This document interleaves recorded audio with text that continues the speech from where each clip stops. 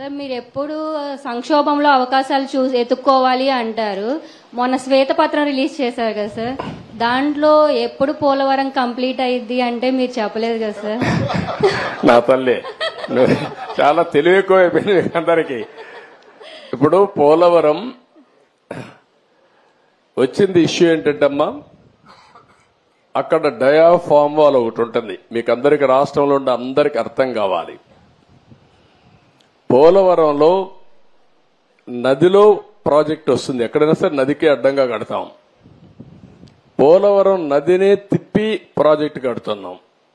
ఈ నీళ్లు పక్కకు తీసుకొచ్చి అక్కడ ఎర్త్ కమ్ డ్యామ్ అంటే ఒక పెద్ద డ్యామ్ కడతాం. పోలవరంలో ఏంటంటే కిందన పొరలన్నీ ఇసుక పొరలు ఉన్నాయి, నీళ్లన్నీ వెళ్లిపోతాయి. అవి అరెస్ట్ చేయాలి. అది అరెస్ట్ చేయాలంటే ఒక స్పెషల్ టెక్నాలజీతో 95 మీటర్ల వరకు ఒక కట్టడం కట్టాలి. ఒక స్పెషల్ టెక్నాలజీతో ఒక పెద్ద కట్టడం కడతాం. దానికి జర్మనీ కంపెనీ వచ్చి మొత్తం వేశారు, దాన్ని డయాఫామ్ వాల్ అంటారు.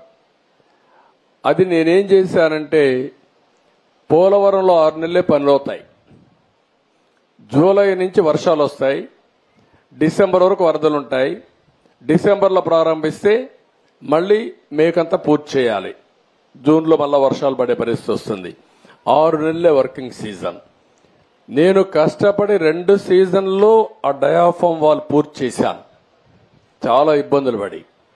తర్వాత స్పిల్వే కట్టాం, అవన్నీ పూర్తయినాయి. ఈ పని చేయాలంటే ఎర్త్ కమ్ డ్యామ్ కట్టాలంటే పక్కన 2 వాల్స్ కట్టాలి, అవి కాఫర్ డ్యాములు అంటారు. దానికి కూడా నీళ్లని రాకుండా కొంతవరకు డ్రౌటింగ్ చేయాలి. డ్రౌటింగ్ కూడా చేసి అక్కడి నుంచి కట్టుకొని రావాలి. కరెక్ట్ గా నేను అధికారంలో ఓడిపోయింది మేలో ఓడిపోయాం.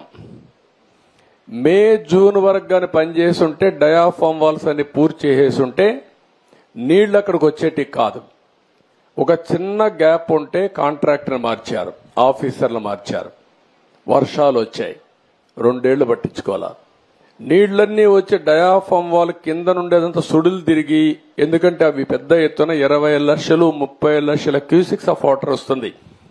దేశంలోనే ఎక్కువ నీళ్లు ప్రవహించే నది గోదావరి. ఇప్పుడు ఆ నీళ్లన్నీ వచ్చి సుడులు కొట్టేసింది, కిందన మట్టి అంతా ఇసుకంతా తీసేసి కొట్టుకొని వెళ్ళిపోయింది. ఆ సుడులతో కాఫర్ డ్యామ్ దెబ్బతినింది, డయాఫామ్ వాల్ దెబ్బతినింది. ఇప్పుడు నువ్వు అన్నట్టు సిడబ్ల్యూసి మన దేశంలో సెంట్రల్ వాటర్ కమిషన్ అనేది అతిపెద్ద టెక్నికల్ అడ్వైజరీ కమిటీ, వాళ్ళు చెప్పింది ఫైనల్. ఇప్పుడు వాళ్ళు కూడా చేతులు తీశారు, దీన్ని ఏం చేయాలన్నా మాకే అర్థం కావడం లేదని. అక్కడ డయాఫామ్ వాల్ కట్టింది నేను 446 కోట్లతో డయాఫామ్ వాల్ 2 సీజన్లు పూర్తి చేశాను. ఇప్పుడు 3 దిక్కల 33% కోసకపోయింది, దెబ్బతినింది. దానికి 447 కోట్లు అవుతుంది. ఈ 3 దిక్కల రింగ్ బండమారిగా వేసి కట్టేస్తే అయిపోతుందంటే అది కూడా మేము చెప్పలేము. ఒకవేళ మొత్తంగానే డయాఫామ్ వాల్ కట్టాలంటే 990 కోట్లు అవుతుంది. అది 990 కోట్లు. రిపేర్ చేయాలంటే 447 కోట్లు. ఒరిజినల్ గట్టిపై ఖర్చు పెట్టింది 446 కోట్లు. పైనుండే కాఫర్ డ్యాములు దెబ్బతిన్నాయి, అక్కడి నుంచి నీళ్లు వస్తున్నాయి. ఆ నీళ్లు అరెస్ట్ చేయకపోతే ఇది కట్టలేము. ఇవన్నీ చేయాలంటే ఏం చేయాలనో, నేను ఇంజనీర్ని కాదు, నాకు తెలియదు. నేను అడ్మినిస్ట్రేటర్ని, నేను కట్టాలని తపనుంది. దాన్ని ఏం చేయాలో ఇంజనీర్లు చేయాలి. ఇప్పుడు వాళ్ళు ఏం చేశారంటే అమెరికాలో ఉండే 2 ఎక్స్పర్ట్లని, కెనడాలో ఉండే ఇంకొక 2 ఎక్స్పర్ట్లను తీసుకొచ్చి ఇప్పుడు పని అంతా చూస్తున్నారు. ఇన్స్పెక్షన్ చేశారు, నిన్న మొన్న వచ్చారు.